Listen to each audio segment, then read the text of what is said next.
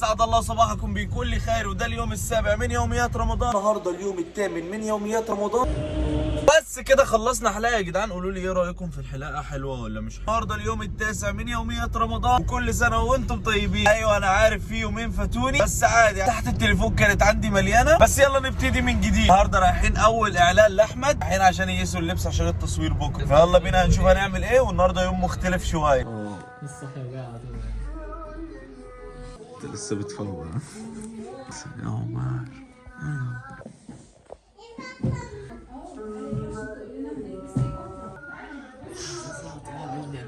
ايه؟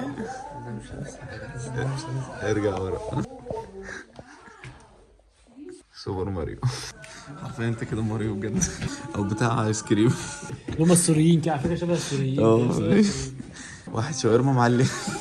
احمد كان مبسوط بالاعلان وكده، حسيته ان هو شبه سوبر ماريو. حتى كنت ببص عليه بيقول لي بوكسري تحت. رحنا بقى نجيب وجبات رمضان اللي احنا عاملينها خير للناس. لقينا الراجل العسليه ده، بقول له قول باي باي للكاميرا، حسسني في برنامج تلفزيوني. طب يا جدعان كل سنه وانتم طيبين. المفاجاه ان احنا الحمد لله ان احنا نازلين نوزع وجبات لرمضان للناس الغلابه، ويا رب يتقبل مننا الثواب في هذا الشهر الكريم. وصلوا على النبي عليه افضل الصلاه والسلام. ويلا بينا نوزع الوجبات دي. بس كده يا جدعان كل سنه وانتم طيبين. خلصنا ال 50 وجبه، واللي ساعدنا في الموضوع ده اسراء جايه من اسكندريه عشان تساعدنا في توزيع الوجبات.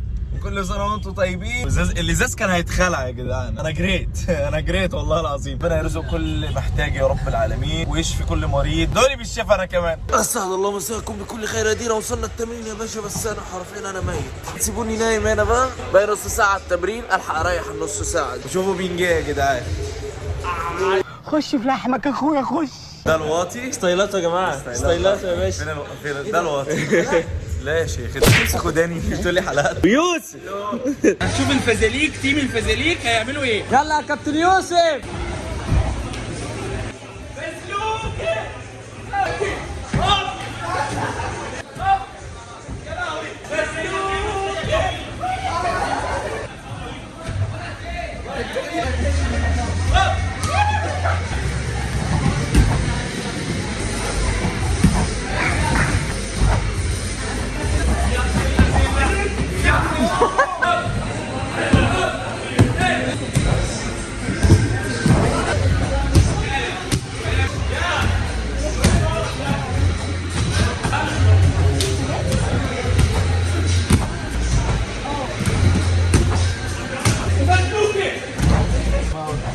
غير مكان انا مش قادر اقوم.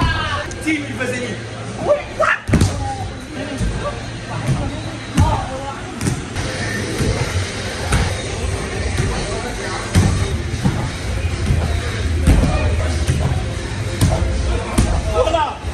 فزلوك الصغنن بتاعي منور التمرين. ادي هاي جامد وادي جامد. فزلوكي دبل باك. يلا ها واقف يا فزلوكي. فزلوكي فزلوكي.